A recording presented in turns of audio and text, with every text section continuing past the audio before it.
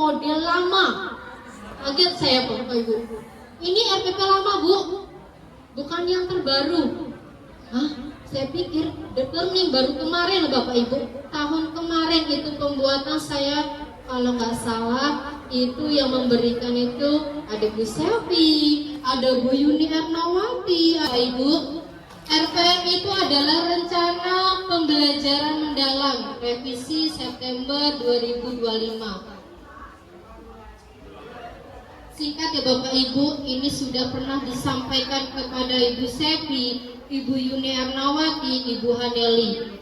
Apa pembelajaran mendalam? Nah, ternyata adalah pendekatan di sini. Yang pertama berkesadaran, bermakna, dan menggembirakan. Dari apa? Dari olah pikir, dari olah rasa, dari olah hati, dan olahraga. Oke. Saya mengambil ini acuan saya dari Pak Dani. Beliau itu sudah pensiun pada tanggal 1 kemarin, tapi ilmunya luar biasa. Saya dengan Miss Mia beruntung kemarin mengikuti pemanfaatan PID dengan beliau, karena ilmu beliau itu sangat banyak sekali. Oke. Nah ini Bapak Ibu ada 3 nih. Kenapa kurikulum itu berubah Bapak Ibu? Karena menyesuaikan zamannya. Sekarang kita zamannya zaman IT Bapak Ibu. Maka RPP, media semua disesuaikan pada zamannya. Oke. Nih, ada kurikulum KTSP di sini. Kalau dulu namanya pendekatannya proses keterampilan proses siswa. Nah, kalau 2013 beda lagi Bapak Ibu. Namanya saintifik. Nah, yang kemarin Bapak Ibu yang sudah dilalui Bu Haneli, Ibu Yuni Ernawati, Bu Sepi, deep learning, pembelajaran mendalam. Deep learning, maaf ya Bapak Ibu karena bahasa Indonesia, jadi saya ngomongnya bahasa Indonesia. Iya nggak boleh, kemarin saya waktu pelatihan UKBI nggak boleh, harus sesuaikan bahasa Indonesia. Nggak apa-apa diketahui. Ngeles ya Bapak Ibu ya.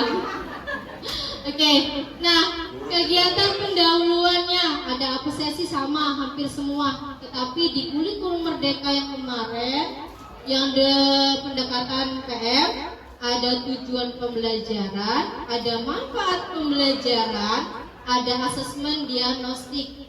Nah, kegiatan itu adalah pemahaman konsep, biasanya pengertian, terus definisi. Nah, contoh nih karena saya bahasa Indonesia ya, pengertian deskripsi, definisi ciri-ciri itu masuknya ke discovery learning.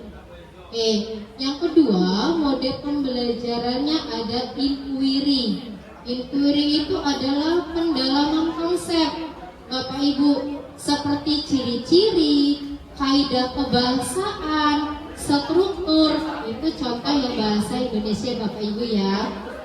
Itu bisa pakai modelnya inquiry. Yang 3 dan 4 sudah kenal. Bahkan ini kita pakai waktu itu untuk biasanya PPG Bapak Ibu ya. Problem based learning. Maaf ya salah. Problem based learning. Oke. Dengan project based learning atau PBL dan PJBL. Nah, PBL dan PJBL ini biasanya dipakai untuk sebab dan akibat dan dirujukan pada praktik. Nih Bapak Ibu, misalnya saya mau anak itu menghasilkan dapat menulis teks prosedur, maka saya membuatnya menggunakan model pembelajaran PBL atau PJBL. Apa bedanya PBL dan PJBL? PBL itu sekali tuntas pada hari itu Bapak Ibu. PJBL itu pertemuannya akan datang Bapak Ibu, kalau memang materinya memang diperuntukkan untuk minggu depan pakai PJBL. Maka dari itu saya jarang pakai PJBL.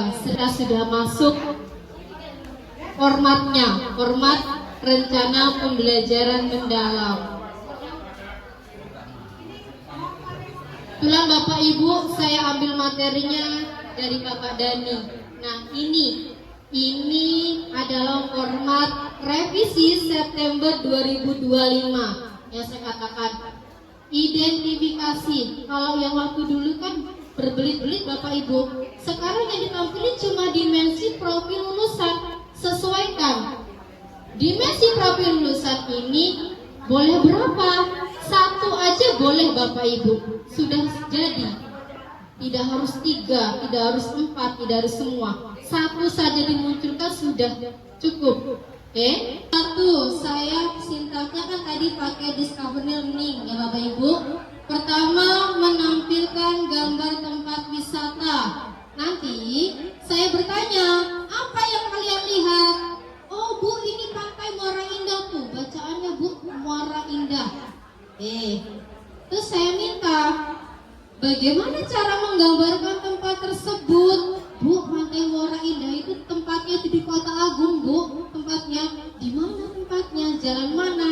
Maka dia akan bercerita. Terus di pantai Muara Indah itu ada apa aja ya Nak ya? Oh ada ini Bu. Kalau malam itu rame Bu. Nah, dari situ mereka akan mancing untuk menceritakan dari objek yang saya tampilkan.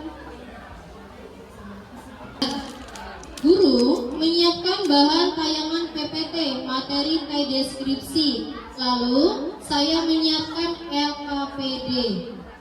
Nah, tahapan pembelajaran karena saya 3 pertemuan, maka saya pakai tabel Bapak Ibu. Nih, memahami. Memahami pengetahuan konseptual. Jadi saya pakai discovery learning karena dia hanya pengertian teks deskripsi dan hanya ciri-ciri umum. Lanjut, pertemuan kedua Bapak Ibu, saya pakai mengaplikasikan. Nih, kegiatan pembelajarannya menganalisis struktur teks deskripsi. Saya pakai mode pembelajarannya PBL. Nah, selanjutnya pertemuan ketiga, merefleksi. Di sini